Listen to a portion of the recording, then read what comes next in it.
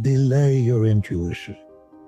Don't try to form an intuition quickly, which is what we normally do. Focus on the separate points. And then when you have the whole profile, then you can have an intuition and it's going to be better. Welcome to the Knowledge Project. I'm your host, Shane Parrish. In a world where knowledge is power, this podcast is your toolkit for mastering the best of what other people have already figured out, so you can use their insights in your life. Before we get into the interview, I want to tell you about a moment that didn't make it into the episode. I first came across Daniel Kahneman's work in the early 2000s. His impact on me and so many people around the globe has been unbelievable. By the time I sat down with him in his New York City home in 2019, I had so many questions for him. Kahneman won a Nobel Prize in economic sciences in 2002, yet he never took an economics course. His central message was very simple. If we want to make better decisions, we need help. Danny died last year on March 27th, 2024. He was 90. This conversation is now one of the final opportunities to hear directly from one of the most influential thinkers of our time. I get messages about this episode every week. People come away with new insights on everything from life to decision-making. I re-listened to it recently and it's timeless. That's exactly why I'm republishing it. Consider loss aversion one of his most important discoveries. Why does losing $100 hurt twice as much as gaining $100 feels good? The asymmetry affects everything. It affects your stock portfolio, your golf game. Check your portfolio when it's down and you'll start making emotional decisions. A golfer putts better for par than for birdie. But here's what happened near the end of our interview. Danny's phone rang and it was loud. He'd forgot to turn it off. And we're almost done the interview at this point, but he answered. And someone obviously wanted him to give a talk or review a book. He ended the call with words that have stayed with me since then. My rule is I never say yes on the phone. I'll get back to you tomorrow. I wanted to discuss that on air, but we ran out of time. As I packed up my gear, I asked him about that. This rule was a trick to avoid saying yes intuitively. It gave him time to think. He's always bombarded with requests, and he often says yes when he didn't want to. At first, he would try saying no, that date doesn't work, that timeline doesn't work. But what happened in those moments was it turned into a negotiation. What about another date, another timeline? So he hit on this rule. And to me, this is his most practical discovery. Most people don't even know about it. This rule lets you reprogram your unconscious mind. Your desired behavior becomes your default behavior, and that's incredibly powerful. It changed my life. I now exercise every day. It's actually easier than 3 times a week. The activity, duration, and scope can change, but working out and exercising doesn't. I think I've missed 5 days in 5 years at this point. And I talk about this in my book, Clear Thinking, and the concept has changed so many lives, including my great friend, Brent Beshore. In episode 196, we talk about this a little. Several parts of this conversation stuck out when I was re-listening to it. First, we talk about happiness versus satisfaction. Happiness is feelings. It's mostly social. Am I with the people who love me and whom I love back? Satisfaction, on the other hand, is how you feel about your life, your job, your career, conventional aspects. Danny argued people want satisfaction more than happiness. Second, changing behavior. Make good behavior easier and bad behavior harder. The insight, all behavior is equilibrium. Rather than pushing people to change, ask why they aren't doing it already. Third, behavior is situational. Want to understand behavior? Look at the situation. When someone acts in ways that don't make sense, ask yourself, what would the world have to look like for that behavior to make sense? Fourth, agents making decisions on your behalf beat you at certain types of decisions. They have no sunk costs. They have no emotions. Brian Johnson talks about this in episode 188. He turned his health decisions over to effectively an algorithm because that algorithm makes better decisions than he does. Fifth, our beliefs are formed by people more than facts. We agree with people we like, despite the facts. It's easier to believe a lie from someone you like than a truth from someone you dislike. We form identity beliefs, liberal, conservative, Democrat, Republican. They can do no wrong. If they're wrong, we're wrong, and we can't handle that. Finally, intuition. Danny had talked about this so much, his answers sounded repetitive. So I framed my question on this to include his typical answer in the question, forcing him to think a little deeper. Whether this is your first listen or your third, you'll come away with ideas that you can use in life.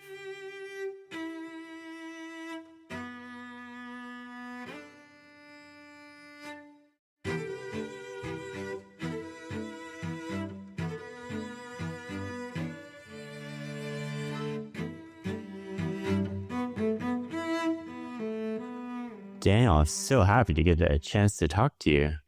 Well, I'm happy to have you here. What was your childhood like? What were you like as a child? Oh my God, that was a long time ago. I was a nerdy child, as you might expect, I suppose.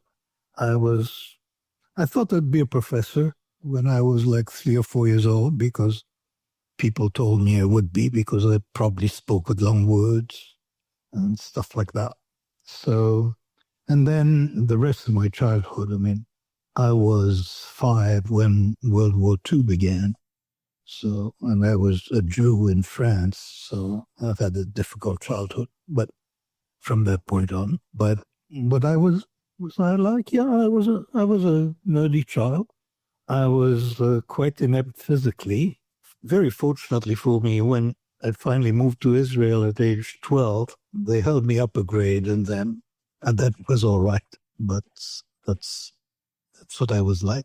Are there any particular lessons or memories that stand out for you? There are 2 of them that I speak about. So one is that I was a psychologist very early on. That was very clear. I wrote an essay before I was 11.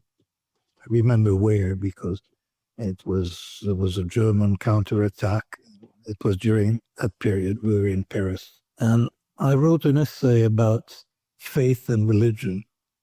And it was a very pompous essay. I had a little book that was titled What I Write About What I Think, something pompous like that. But the essay started with another pompous thing that I quoted Pascal. My sister had passed her exams and I had read, she studied some Pascal and I had read it.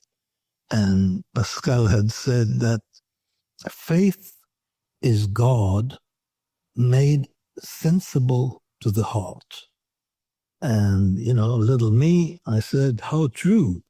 That's what my essay said. But then I said, but faith is really hard to get. You don't sense God all the time. So that's what religious pomp is for. Cathedrals, organ music, they give you, and I call that ersatz faith, sort of a substitute faith, because it's a similar feeling. It's got to do with God, and that's what you must do with. That's a psychologist. So it's clear that, that was my calling. And so that's one significant memory of my childhood. So you wanted to be a psychologist? I think so. I mean, it's always had that point of view that later, as a teenager, I was, interested in all the philosophical issues like, does God exist and what's good and bad and stuff like that. And why shouldn't we masturbate? Serious questions. But I discovered that actually I was less interested in the question of whether or not God exists than in why do people believe that he exists. That I thought was interesting. And I wasn't particularly interested in the question of what's good or bad, but I was really interested in what makes people angry and indignant. So, I've had the psychological point of view since my childhood. Was there anybody that sort of influenced you to go on to study this? I mean, it's one thing to have these dreams as like a 12, 13, 14-year-old boy. It's another to turn this into, probably the most eminent career that's ever happened for a psychologist. No, not the most eminent career. And I wasn't sure, actually, that I would do psychology. When I took a vocational exam to tell me what I was good at, and psychology and economics turned out, but that was unexpected. And then I took psychology as an undergraduate and mathematics, at which I was not particularly good. So, and no, it's not that I knew at the time that, I had that calling to be a psychologist. It didn't occur to me. I thought I'd be a professor in one thing or another. I thought I'd be an academic, but not psychology specifically. You worked with Amos Tversky for a long time. Are there any particular stories that you remember about working with him that bring a smile to your face? Almost everything about working with him brings a smile to my face. He was a very unusual person. Most people who knew him thought that he was the smartest person that ever met. And in fact, the famous psychologist Dick Nisbett said that it's sort of an intelligence test. When you said that when you're with Amos, how long does it take you to figure out that he's smarter than you are? And the faster you figure that out, the smarter you are. So he was super bright and very, very funny. He joked a lot. He laughed a lot at his own jokes, and that was infectious. When I was with him, I was very funny too. More than half of the laughs of my lifetime I've had during the 10 years I worked with him. You know what doesn't belong in your summer plans? Getting burned by your old wireless bill. While you're locking in itineraries, your wireless bill should be the last thing holding you back. That's why I recommend the switch to Mint Mobile. No gimmicks, just a smarter play most people overlook. You make smart trade-offs everywhere else in life, why not here? All plans come with a high-speed data and unlimited talk and text delivered on the nation's largest 5G network. Use your own phone with any Mint Mobile plan and bring your phone number along with all your existing contacts. It's a small switch that compounds over time, just like any great decision. Most people leave money on the table. This is how you stop doing that. If I had needed this product, it's what I'd use. The savings are unbeatable. This year, skip breaking a sweat and breaking the bank. Get this new customer offer and your 3-month unlimited wireless plan for $15 a month at mintmobile.com/knowledge project. That's mintmobile.com/knowledge project. Upfront payment of $45 required, equivalent to $15 a month. Limited time new customer offer for first 3 months only. Speeds may vary above 35 gigabytes on unlimited plan. Taxes and fees extra. See Mint Mobile for details. You have an interesting distinction between happiness and satisfaction. Can you walk us through that? Yeah, sure. I mean, the word happiness is so ambiguous and it means so many things to many people. But one sensible interpretation of it is that it's got to do with your emotions, with how you feel, with the emotional tone of your life, whether it's a happy life, it's pleasant to be you. Life satisfaction is a completely different thing. I mean, life satisfaction is how you feel about your life when you think about your life. And most of the time you don't think about your life, you just live. But, sometimes you sort of look, and that's when you determine how satisfied you are. That's life satisfaction. It's not satisfaction, it's life satisfaction. Should we balance the two, or how would you think about them? Should we be more happy when we're younger, more satisfied when we're older? That thought had never occurred to me. When I began to work on this, I started out thinking that happiness, in that sense of how you feel when you live, that was reality, and that life satisfaction was just stories that people tell themselves, and the important thing was to be happy in real time. But later, when we did more research, it turned out that the circumstances that make people happy and the circumstances that make them satisfied with their life are not the same. So happiness is mostly social. It's being with people you love and who love you back. That's a lot of what happiness is. Life satisfaction is much more conventional. It's to be successful. And, so it's money, education, prestige, that sort of thing is what life satisfaction is about. So those are two very different things. I thought that life satisfaction is irrelevant. That's how I began. And we had a research program where we were we were trying to, to show that this is the case. But then after a few years, I realized that what people really want in their life is they don't seem to care about how happy they'll be.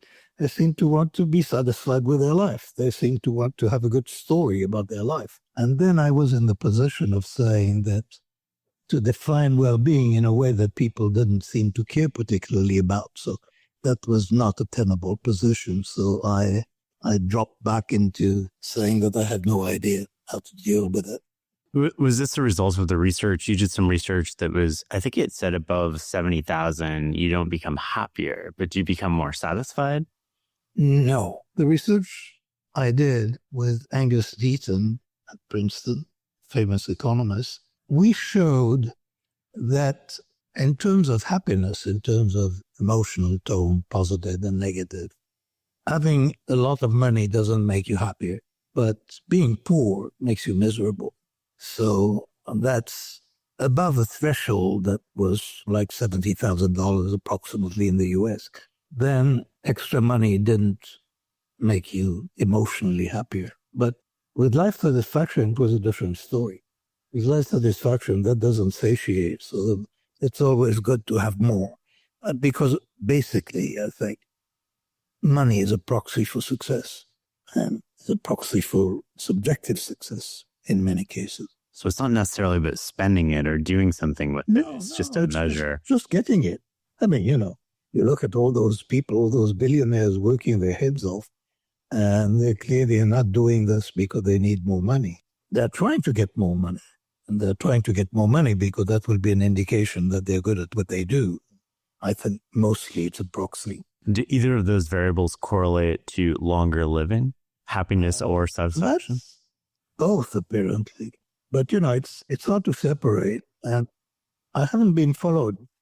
Shortly after deciding that I didn't know what well-being was, I sort of stopped doing research on this, so I haven't been following. But I think there's clear evidence that being effectively happy, is very good for you. And you do live longer and you live better and so on. And life satisfaction works in the same direction. Whether it's separable, which of them, is more important, that I don't.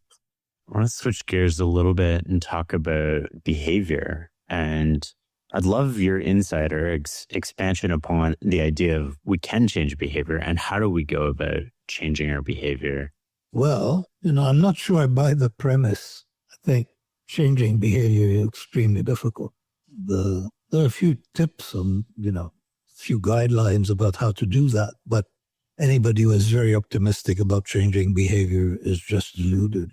It's hard to change other people's behavior. It's very hard to change your own. Not simple. This is what marriage is all about, right? Yeah, among other things, people, when married people try to change each other's behavior, it's a lot of dissatisfied. They are not on their way to a good marriage, I think. We'd all be happier with lower expectations. Yes. I mean, and even if you have expectations, don't try to change because, it's very unlikely to work in a significant way. I can think of the common ways that we would sort of go about behavior change, and it would be, making good behaviors more easy or negative behaviors harder. I think that's the main insight. When you want to influence somebody's behavior, that's a very big insight. I've always thought that this is the best psychological idea ever, so far as I'm concerned. But it's that when you want somebody to move from A to B in terms of their behavior, you can think of it that there are two ways of doing it. You can push them, or you can ask the question, why aren't they doing B already? Which is an unusual question, but why? So then when you ask why not? Why aren't they doing B as they ought to, as they think they ought to? Then you get a list of what's called Lewin. That's the psychologist my guru on this, my hero and many people's hero. He spoke of restraining forces. I mean, so there are reasons why they're not where you want them to be. So he spoke of behavior as an equilibrium. There are forces that are pushing you one way, forces that are pushing you the other way. So how loud you speak, how fast you drive. It's easy to think of it as an equilibrium. And what we tend to do when we want to move people from A to B is we push them. We add to the driving forces. And Kurt Lewin's insight was that this is not what you should do. You should actually work on the restraining forces and try to make them weaker. And that's a beautiful point. And he had that image that, I've had since I was an undergraduate. And I'm not sure actually whether it was his image or something that I drew from reading him, but it's like you have a plank and it's being held by two sets of springs. You wanted to move one direction. And so you could add another spring that would push it that way, or you could remove one of the springs that are holding it back. And the interesting thing, and that's the striking outcome, is when it moves, if it moves because of the driving force, you've added to the driving force, then at equilibrium, it will be in a higher state of tension than it was originally. That is because you've compressed one spring and so it's pushing back harder. But if you remove a restraining force at equilibrium, there'll be less tension in the system. I must have been 20 years old. I thought that's just so beautiful. What do you wish that everybody knew about psychology that you don't think that they do? If that was class 1, what's class 2? Class 2, which is a development from class 1, it's the same idea extended. Class 2 is that behaviors don't necessarily reflect the personality, but behaviors have a lot to do with the situation. And so if people behave in strange ways, look at the situation they're in and what are the pressures in the situation that make them act this way. So there is a bias that a social psychologist, well-known social psychologist, called the fundamental attribution error. And that means that when you see people acting in some way, you think that it's because of their personality that they do it. That may not be the case. It's quite likely that the situation is making them do it. I'd like people to know that motivation is complex and that people do good things for a mixture of good and bad reasons, and they do bad things for a mixture of good and bad reasons. And I think that if there is a point to educating people in psychology is to make them less judgmental. Just have more empathy and more patience, and being judgmental doesn't get you anywhere. When you talk about situational, one of the things that comes to mind is it's so easy for us to give our friends advice. But if we were in that situation, we might not necessarily see it. Why is that the case? Why is it so much easier to give other people advice? Feelings get in the way of clear thinking. There is a phenomenon that we call the endowment effect, which is that when I'd ask for more money to sell you my sandwich than I'd pay to get it, that's essentially the endowment effect. And our explanation of it, there are many explanations, but the story I like to tell about it is that it's more painful to give something up than to get something. But there is an interesting result that if you have an agent making decisions on somebody's behalf, that agent doesn't have loss aversion. So that agent sells and buys at the same price, which is the economically rational thing to do. Where this goes into policy and governments and really important things, that governments are like agents or people who think about the good of society. And agents, they take the economic view. They take the view of what things will be like at the end. They don't figure out that there are some people who are going to be losing because of the reform that they make. And it turns out that you can really expect losers, potential losers, to fight a lot harder than potential winners. And that's the reason that reforms so frequently fail. And that when they succeed, they're almost always way more expensive than anticipated. And they're more expensive because you have to compensate the losers. And that frequently is not anticipated. So that's an example of a story about that incorporates behavior change and the difference between perspective, between being, in the situation, feeling the pain of giving up the sandwich and not feeling the pain of giving up the sandwich. That would have huge public policy sort of implications too, right? That we don't tend to think about or discuss. That's a really interesting angle there. I want to come back to sort of situational decision making based on sort of like what we see as all there is, and we have these feelings that we can't sort of disassociate with. How does environment play a role, like the physical environment, in sort of what we decide, or does it? I mean, there are sort of obvious things that we know. If people are hot and bothered and distracted and there is a lot of noise and so on, then they'll think less well. And that we know. But even there are puzzles. I mean, many people think and work a lot better in cafes, where there is actually ambient noise and activity around them, and it helps them concentrate better. So there isn't a very simple story of the environment. But certainly you can make the environment tough enough so that people won't be able to think properly. That's feasible. Are there things that we could do to, I guess, push the environment to be more conducive to clearer thinking? The physical environment in this case. Oh, there are all sorts of, odd findings, the color of the room. Some colors are better than others. And you would expect that. Some colors are more calming than others. So you wouldn't want to be in a red room. Making decisions. making decisions. But, those are extreme and minor effects. I want to come to intuition and noise later. Is there anything else that stands out that gets in the way of clear thinking that we can sort of bring to the surface now? Well, what gets in the way of clear thinking is that we have intuitive views of almost everything. So as soon as you present a problem to me, I have some ready-made answer. And what gets in the way of clear thinking are those ready-made answers. And we can't help but have them. So that's one thing that gets in the way. Emotions get in the way. And I would say that independent clear thinking is, to first approximation, impossible. I mean, in the sense that, we believe in things most of the time, not because we have good reasons to believe them. If you ask me for reasons, I'll explain you. I'll always find a reason, but the reasons are not the causes of our beliefs. We have beliefs because mostly we believe in some people and we trust them and we adopt their beliefs.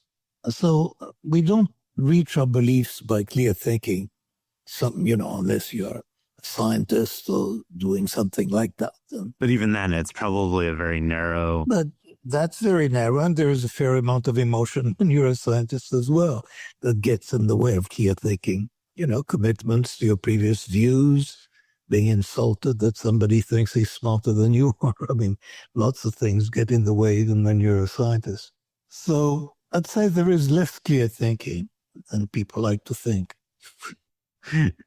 Is there anything that we can do at the belief formation stage? Like, it sounds almost as though when you say that, we're reading a newspaper, we read this op-ed and it's well constructed and fits with our view of the world. Therefore, we adopt that opinion and we forget the context that we didn't learn it through our own experience or reflection. We learned it sort of from somebody else. So we don't know when it's sort of likely to work or not work, but we just proffer that as our opinion. Is there? That's how I believe in climate change.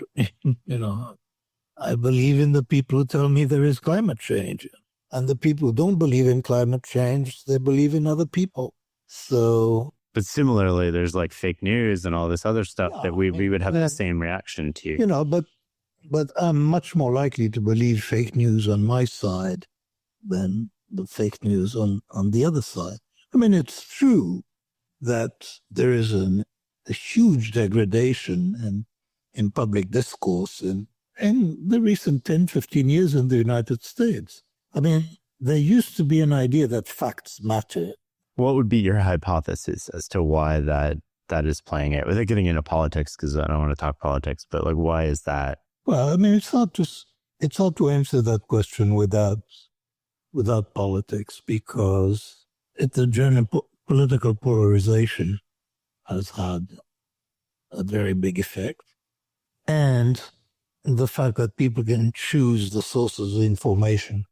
Let's switch gears a little bit and talk about intuition. I think one of the things that strikes me the most about some of the work that you've done is the cases where we're likely to trust our intuition and when we're not. And so correct me if I'm getting this wrong. So it's sort of like a stable environment, repeated attempts, and rapid feedback. It strikes me that most decisions made in organizations do not fit that environment. And yet we're making a lot of these decisions on judgment or experience. What are the ways that we can sort of make better decisions with that in the context? Well, in the first place, I think, you shouldn't expect too much. Back to low expectations. Think through, you should have low expectations about improving decisions. I mean, there is, one basic rule is slow down, especially if you have that immediate conviction, slow down. There are procedures, there are ways of reaching better decisions, but reaching better judgments, and we can talk about them. I would love to. If you really want to improve the quality of decision making, use algorithms. I mean, wherever you can. If you can replace judgments by rules and algorithms, they'll do better.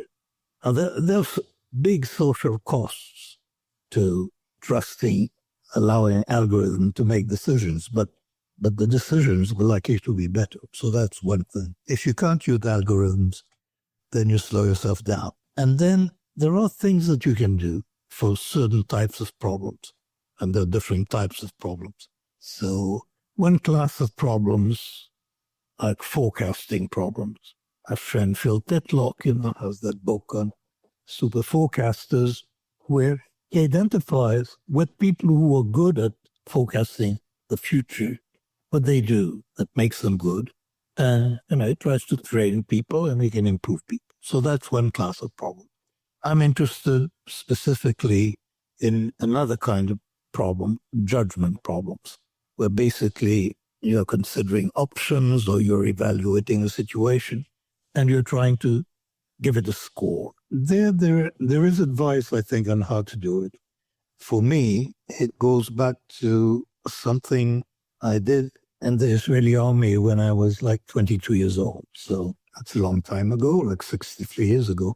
I was a psychologist in the Israeli army, and I was assigned the job of setting up an interviewing system for the army. It's ridiculous, but this was the beginning of the state of Israel, so people were improvising all over the place. So I had a BA, and I think I was the best trained psychologist in the army. My boss was a chemist.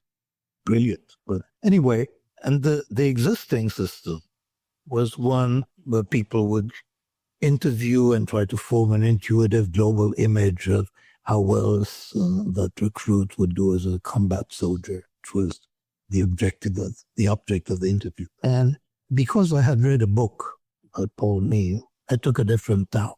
And the different tack was I identified 6 traits that I sort of made up, and I had them ask questions and evaluate each of these traits independently and score it and write down the score, then go on to the next trait. And they had to do it for all 6 traits. And that's all I asked them to do. And the interviewers, who were about 1 year younger than I, all recruits, but very, very smart, selected for being good at it, they were furious with me. And they were furious with me because they wanted to exercise their intuition. And I still remember that one of them said, "You're turning us into robots." So I compromised with them. And I said, "Okay, you do it my way." And I told them, "You try to be reliable, not valid.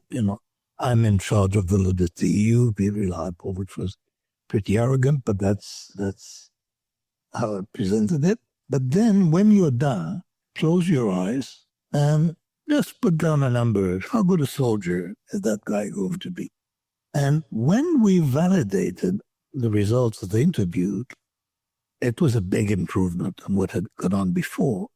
But the other surprise was that the final intuitive judgment added, it was good. It was as good as the average of the 6 traits and not the same. It added information. So actually, we ended up with a score that was determined by the specific ratings, and the intuition got half the way. And that, by the way, stayed in the Israeli army for well over 50 years. I don't know whether I think it probably, some version of it was still being forced, but around 15 years ago, I visited my old base, and the commanding officer of the research unit was telling me how they ran the interview, and then she said, and then we tell them, close your eyes. So that had stayed for 50 years. Now, the close your eyes and that whole idea is now the basis of the book that I'm writing. So actually, I have the same idea, really, that when you are making decisions, you should think of options as if they were candidates. So you should break it up into dimensions, evaluate each dimension separately, then look at the profile, and the key is delay your intuition. Don't try to form an intuition quickly, which is what we normally do. Focus on the separate points. And then when you have the whole profile, then you can have an intuition and it's going to be better. Because people form intuitions too quickly, and the rapid intuitions are not particularly good. So if you delay intuition until you have more information, it's going to be better. I'm curious how we delay intuition. You delay intuition by focusing on the separate problems.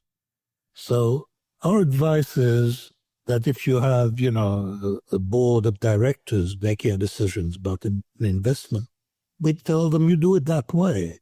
Take the separate dimensions and really think about each dimension separately and independently. And don't allow, if you're the chair, don't allow people to give their final judgment. Say, we'll wait until we cover the whole thing. I mean, if you find a deal breaker, then you stall. But if you haven't found a deal breaker, wait to the end and look at the profile. And then your decision is almost certainly going to be better. Does that include weighting the different aspects of the problem differently? Or do you highlight that in advance? Or do you? Yeah, I mean, it makes you see the trade-offs more clearly. Otherwise, when we don't follow that discipline, there is a way in which people form impressions. Very quickly you form an impression, and then you spend most of your time confirming it instead of collecting evidence. And so if accidentally your impression was in the wrong direction, you're going to confirm it, and you don't give yourself a chance to correct it.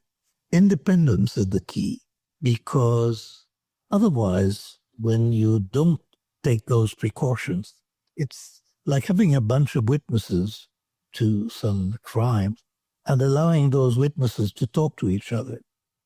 They're going to be less valuable if you're interested in the truth than keeping them rigidly separate and collecting what they have to say. What have you seen work in a repeatable way, maybe a particular organization or across organizations, to not only reliably surface disconfirming evidence, but then place a value on what is surfaced instead of being dismissive? Is there a framework for that? Is there? Well, yeah, there are many, there are many procedures like red team, blue team, devil's advocate. I mean, there have been, many attempts. In general, if you're the head of a group that makes decisions, one of your missions would be to protect the dissenters, because they're very valuable, and you should make it painless to dissent, or as painless as possible. Because it's hard to dissent. It's painful and costly. So protecting dissenters is important. I'm curious about the distinction between intuition and judgment. You had mentioned intuition, judgment, intuitive judgment. Can you walk me through some of how those differ? It's a bit hard to separate. In judgment is what you do when you integrate a lot of information informally into a score of some kind. We speak, we being my co-authors and I in the book we're writing, we speak of judgment as measurement, but it's measurement where the measuring instrument is your mind. But you do it informally. And because you do it informally, people are not necessarily going to agree. So wherever we say it's a matter for judgment, we're allowing for differences, for variability. Now, judgment can be more or less slow, more or less systematic. So at one end, you have pure intuition where you allow the judgment to go very quickly and so on. And at the other end, you try to delay intuition. But ultimately, if you're making it by judgment, you're going to have a judgment and it's going to be like an intuition and you're going to go with it. So the more or less deliberate judgment, intuition is always involved at one point or another. You're either sort of like listening to it or fending it off. Yeah. And our recommendation is fend it off. Are there ways to judge the quality of somebody's judgment? Yeah, sure. I mean, some of them would be unique to the actual scenario, but what are the sort of other ways that we could? Well, I mean, you may require people to explain their judgments, and evaluating the quality of the explanation is, whether it's logical, whether it uses the evidence, whether it uses all the evidence, whether it is strongly influenced by wishes, whether the conclusion was reached before the judgment supposedly is made. There are lots of ways for judgment to fail that can be recognized. So it's harder to recognize very good judgment, but it's fairly easy to see, what goes wrong. And there are quite a few ways for judgment to go wrong. And I think some of those ways are the cognitive biases, like overconfidence and sort of using small or extrapolating from small sample sizes. And one of the interesting things that I've heard you say in interviews before, so correct me if I'm off here, is that you've studied cognitive biases effectively your whole life, and you're no better at avoiding them than anybody else. Yeah, certainly not much better, no. What hope do the rest of us have? Not much. I mean, I never, I think, the quality of people's judgment is affected by education. But so in general, more educated people make better judgments, I think, on average. But people decide I'm going to make better judgments. I don't think that's very hopeful. I'm much more hopeful about organizations because organizations think more slowly and they have procedures for thinking. And so you can control the procedures. Individual judgment is really hard to fix. Not impossible. One of the things that I see people do in response to cognitive biases and trying to account for them is to sort of make a list of them, almost like a checklist, and then go through that checklist and explain or rationalize why those things don't apply in this situation. It also strikes me that the more intelligent you are, the more stories you'd be able to conjure up about why you're avoiding this. I really think that's not very hopeful because there are so many biases and the biases work in different directions anyway. So sometimes you can recognize a situation as one in which you're likely to be wrong in a particular way. So that's like illusions. If you recognize a particular pattern as something that gives rise to a visual illusion, then you don't trust your eyes. You do something else. And the same thing happens when you recognize this is a situation where I'm likely to make an error. So sometimes you can recognize the importance, for example, of what we've called an anchor. So you're going to negotiate a price with somebody. They start very high, and that has an effect. So or you should know, that the person who moves first in a negotiation has an advantage because the first number changes everybody's view of what is considered plausible. So it moves things in that direction. That's a phenomenon. People can learn that. and they can learn to resist it. So when I was teaching negotiations, I would say somebody does that to you, comes up with a number that's absurd. I would say, lose your temper, make a scene. Say, I will not start the conversation from that number. It's an absurd number. I don't want to. Let's erase that number. So that's something that, you can improve if you recognize it. I think people are aware of the fact that you shouldn't make a decision about road safety within a short interval of a terrible accident. So you should allow things to settle down and cool down. There is a more subtle error and harder to fix, but that the best prediction, the best guess, is always less extreme than your impression. Intuitive prediction is, as we say, not regressive. It doesn't recognize regression to the mean. But statistics is statistics. And in statistics, things are less extreme. Should I give you my favorite example of a bias? Yeah, please. Okay. I have been unable to think of a better one. But the story is about Julie. That's part of the story. That's her name. She is a graduating senior at university. And I'll tell you one fact about her, that she read fluently when she was 4. What's her GPA? And the interesting thing here is that everybody has a number. As soon as I told you that thing, a number came to mind. Now we know where that number came from. That's one of the few things that I'm reasonably sure I understand perfectly. And this is that when you hear she read fluently at age 4, you get an impression of how smart she is, of how precocious she was at age 4. And you could put that in percentiles. Where does that put her on a percentile for sort of aptitude, ability? And it's high. It's not, if she had read fluently at age 2.5, would be more extreme, but age 4 is pretty high. So say it the 90th percentile. And then the GPA that comes to your mind is around the 90th percentile in the distribution of GPA. So you pick something, your prediction is as extreme as your impression. Mm-hmm. And it's idiotic statistically, completely stupid, because clearly the age at which a child learned to read is not all that diagnostic with respect to GPA. So it's better than nothing. If you didn't know anything, you would predict the mean GPA, whatever it is, 3.1, 3.2. Now, she's bright, so probably a little higher, but not 3.7. You don't want to. So that's a bias. That's non-regressive prediction. And that's very hard to resist. Sometimes I'm able to resist it, but never when it's important.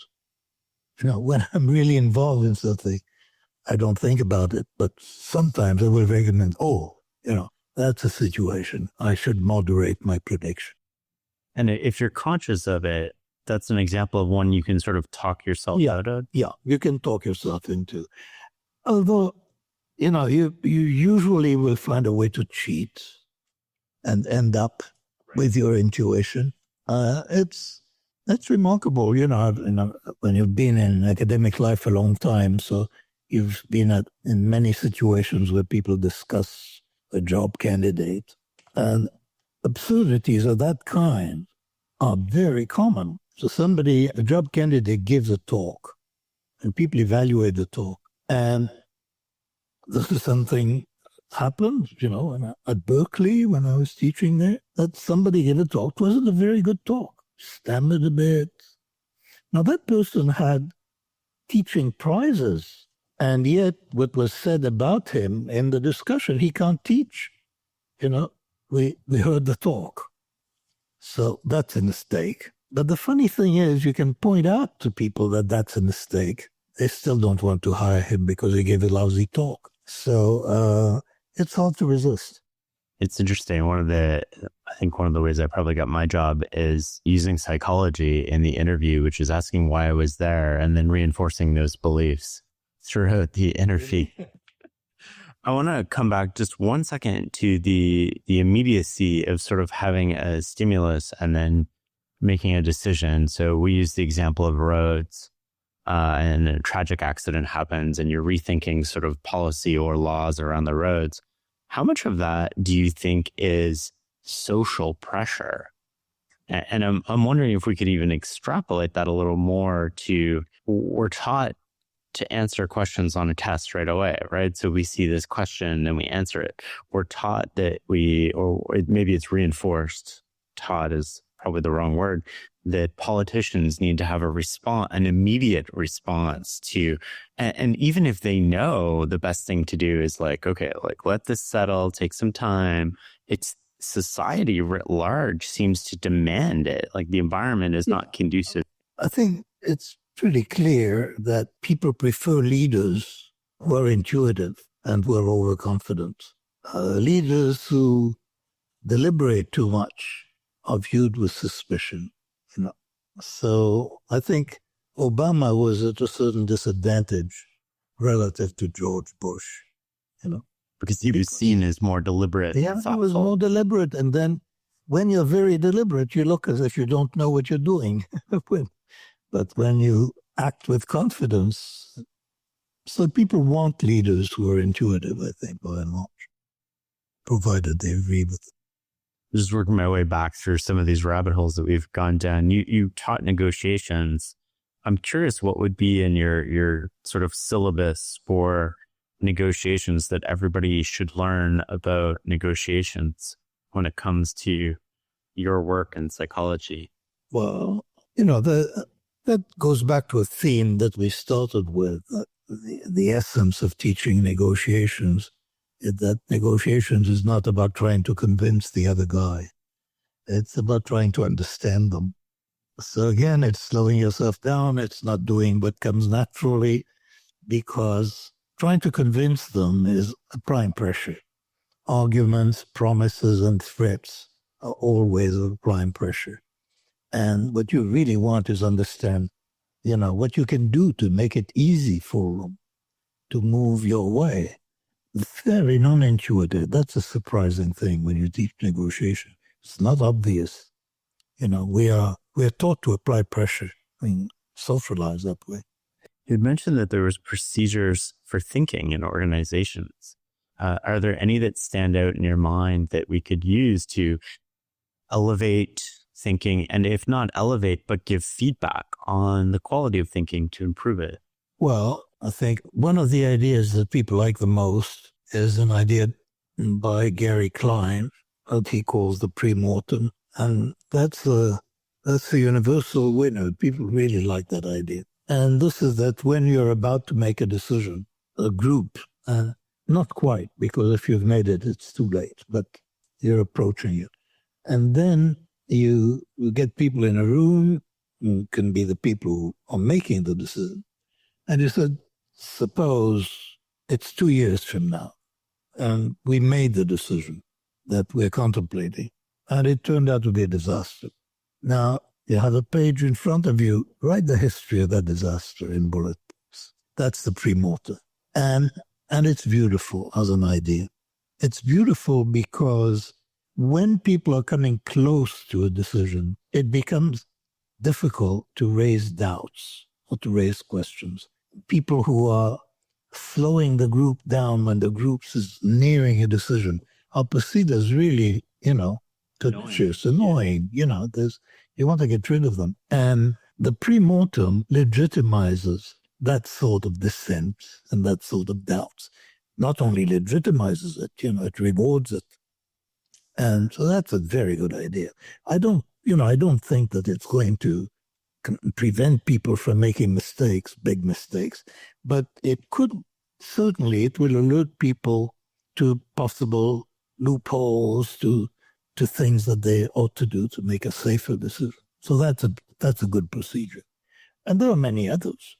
What comes to mind? What comes to mind is to make intelligence, the collection of information, independent of the decision maker's wishes.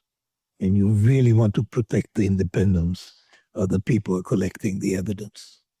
And I would add to, a procedure that really people don't like, but if it were possible to implement it, I think would be good. And that's that when you're going to be discussing a topic and it's known in advance and people in sense of material to think about the topic, that you may want them to write down their decision, the decision they are in favor of, before the discussion starts. That has many advantages. It's going to give you a broader diversity of points of view because people tend to converge very quickly in a group discussion. And it forces people to be better prepared. So except people don't want this. So I don't know whether it's even possible to implement it. But clearly, if you could, it would be a good idea. What are the reasons people don't want it? It's too much work. Right. Forces you to do a bunch of, rather than the signaling you can sort of get away with. Yeah, and then, there's somebody who's going to prepare the case. And so I glance at the material and then, so a lot of meetings are a tremendous sink for wasted time. And improving the quality of meetings would be a big thing. Do you have any insights on how to do that? Keeping them short. I'm not a professional at fixing meetings, so I have a few ideas, but not a complete view. The question of structuring the meetings to be discussing topics one at a time, that I think is really useful. I'll give you an example. I mean, it's something that I suggested when I was consulting, but for some reason people didn't buy that suggestion. So when an investment is being discussed, say by an investment firm, some staff people, if it's a big investment, staff people will prepare a briefing book with chapters. Now, our recommendation would be that the staff should end each chapter with a score. How does that chapter, taken on its own, independently of anything else, affect the likely decision? And then you could structure the meeting that discusses this, and the meeting of the board, say, to discuss these scores one at a time. That has the effect that I was talking about earlier, making the decision, making the judgments about the dimensions. We call them mediating assessments, is our jargon term. The mediating assessments come first, and then you have a profile of them, and then you make a global judgment. And you can structure it. So if the staff has presented a score and you discuss in the board, do we accept their score? You're forcing people to have a look at the evidence. And think about why they would accept or reject. And then they feel like they have to construct an argument that might be less intuitive. That's it. So, there are ways of doing this, but if you're going to be too rigid about it, it won't work either. So I'm curious what other advice you gave as a consultant that nobody followed. Oh, I mean, virtually all the advice I give, people don't follow. I mean, I think that's not, you shouldn't, you're not going to be a consultant if you expect your advice to be taken. You have to give the best advice you can. What would be other examples of something you think would be widely applicable that you would have advised people and you just sort of like saw them drop the ball? Well, I mean, I would advise people who make a lot of decisions to keep track their decisions and of how they turned out, so that later you can come and evaluate your procedures and see whether there is anything that is in common with those decisions that turned out well and didn't, not so well, and so on. People hate doing this. Well, why do you think people hate doing it? Oh, because retrospectively, they may look foolish, some of them or all of them, or in particular the leader. So they really don't like keeping track. I mean, there are exceptions. Ray Dalio and his firm, and where everything is explicit. Bridgewater, yeah, Bridgewater. But in general, I haven't consulted with Bridgewater, they don't mean me. But in general, when I suggested that, never went anywhere. What are the variables that you would recommend people keep track of? Like, what would your decision journal look like? Oh, I mean, my decision journal would be a mess. I mean, I'm not putting myself as an example. But so obviously the outcome, but you've got to do that post after. Yeah, but no. You would want to say, what were the main arguments, pro and con? What were the alternatives that were considered? It doesn't have to be very detailed, but it should be enough so that you can come later and debrief yourself. Should you have a calibration? Like what degree of confidence you are? That would be good. Then, it would depend on something that you could evaluate later. It strikes me that decision journals and premortems are a way to identify people that are sort of perhaps suppressed by their manager, where you have somebody who's actually better at exercising judgment than the person that is, that they're working for. And this would be a pain-free sort of way to calibrate that score over time and identify the quality of judgment in a consistent way. Oh, yeah. I mean, that strikes me as worth a lot of money to an organization. Yeah, but also very costly. And you will see that certainly anything that threatens the leader is not going to be adopted. And leaders may not want something that threatens their subordinates either. People are really very worried about embarrassment. You're writing a book now on noise. Yeah. Tell me about noise and decision-making. Can you explain the concept? Yeah.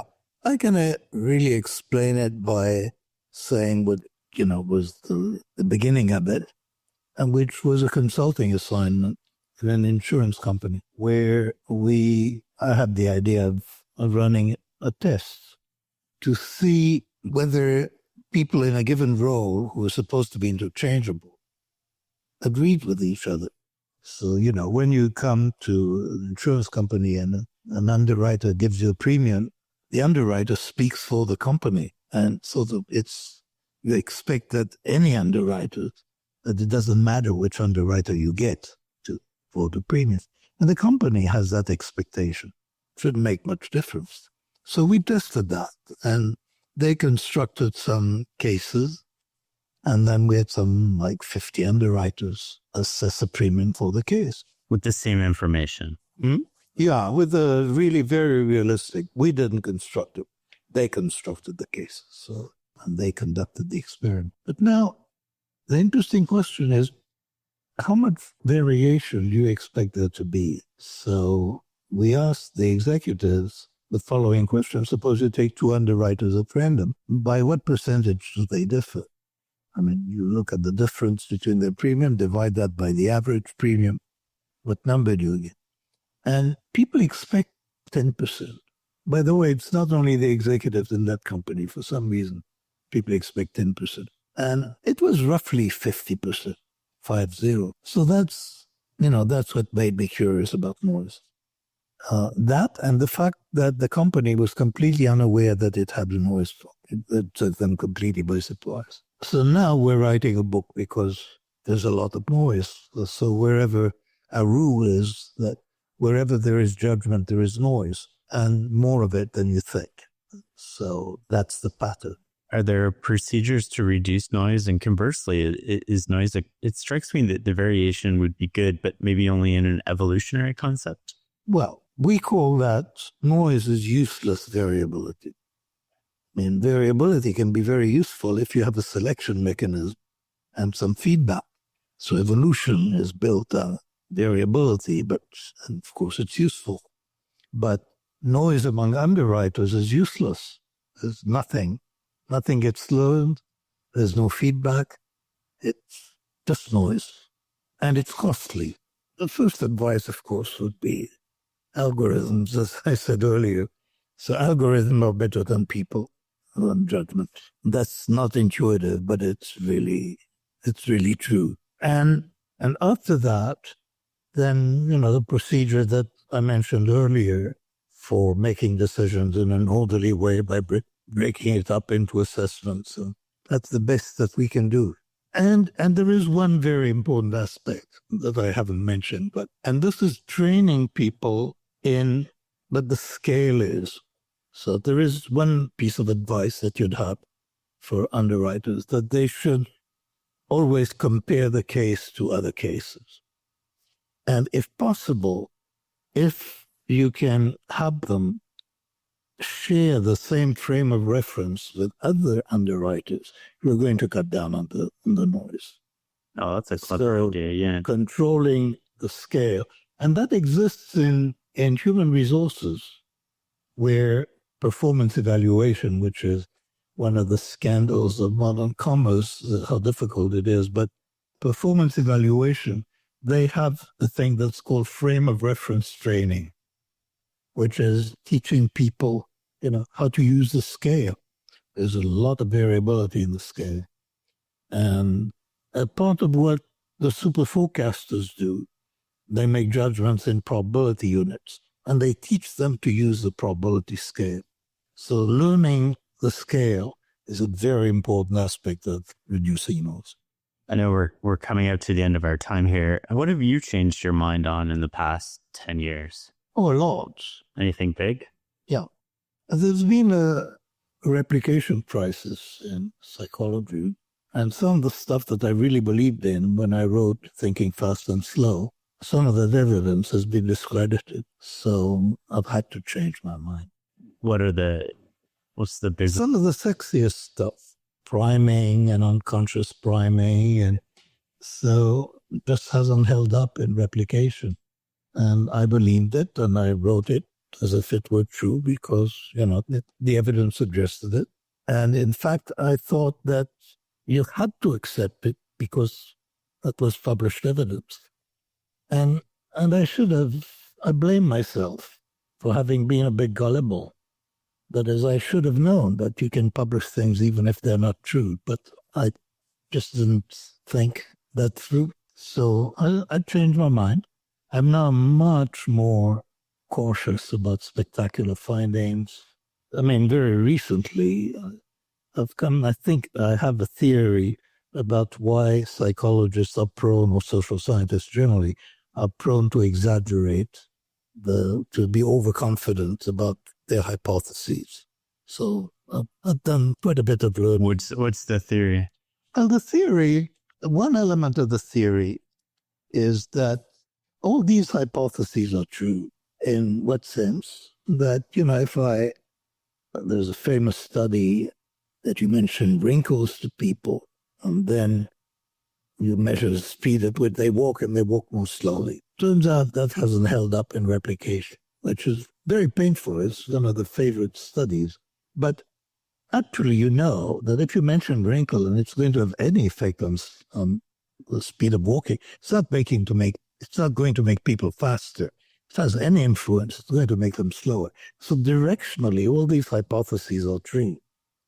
But what there is what people don't see is that the huge number of factors that determine the speed at which individuals walk and the differences in the speed of walking between individuals.